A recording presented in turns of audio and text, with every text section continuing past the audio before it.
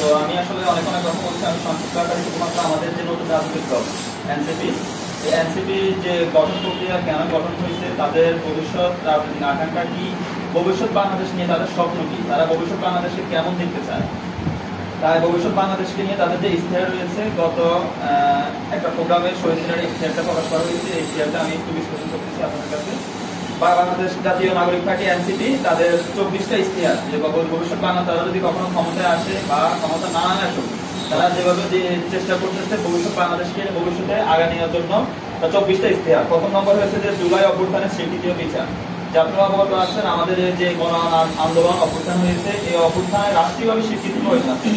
না হয় অন্য একটা সরকার আসে এটাকে বলবে এটা একটা হত্যাকাণ্ড, এটা একটা হত্যাকাণ্ড হয়েছে, এদের যারা বিপ্লবী ছিল এদের সবাইকে জেলে ভরা, সবাইকে মাটি তোলা ছিল। এই জন্য রাষ্ট্রীয়ভাবে একটা স্বীকৃতি প্রয়োজন আছে এবং সনদ প্রয়োজন আছে। যদি অলরেডি রাষ্ট্রীয়ভাবে স্বীকৃতি শুধু সনদটা অপেক্ষায়।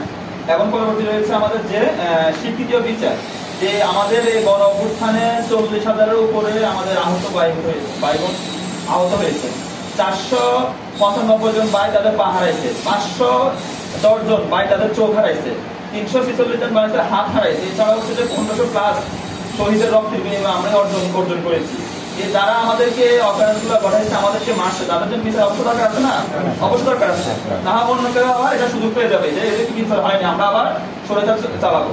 তো প্রথম আমাদের ইশতেহারের মধ্যে প্রথম নম্বরটা ছিল জুলাই অভ্যুত্থানের স্বীকৃতি ও বিচার। পরবর্তীতে নতুন সংবিধান ও সেকেন্ড রিপাবলিক। নতুন সংবিধান কেন নতুন সংবিধান প্রয়োজন আছে? আমরা সে 1971 সালে স্বাধীনতার পর থেকে যে সংবিধান আদৌ চলতেছে, সেই সংবিধান আমরা দেখতেছি চুরি, ডাকাতি, খুন, হত্যা চলতেছে, চলমান, কোনো ব্যাড বিচার নাই। সাবেক আমাদের বাংলাদেশের একজন ভূমিমন্ত্রী তার আল জাজিরা একটা রিপোর্টে প্রকাশ, তার 600টা বাড়ি আছে দেশের বাইরে, শুধুমাত্র লন্ডনে আছে 365টা বাড়ি।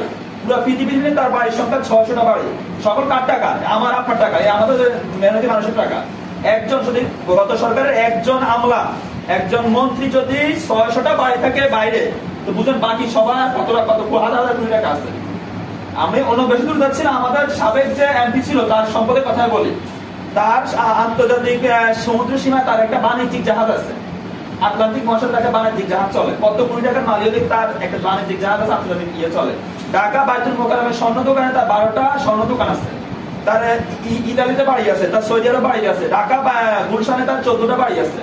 এছাড়া তার ধন সম্পদ এলাকা যতগুলো ধন সম্পদ আছে সবগুলো তার নিজের, ঠিক আছে, না অর্থ ছিল, কিন্তু মানুষ থেকে জুলুম করে অনেক দিচ্ছে। আরো বহুত কিছু আছে যদি আমরা জানি না। তো এর আগের যে সংবিধানটা পরিবর্তন করতে হবে, কারণ ওই সংবিধানটা রয়ে গেছে আমাদের অনেক ভুলভ্রান্তি নিয়ে। তো নতুন সংবিধান করতে হবে, কেন জানা পায় ওই সংবিধানের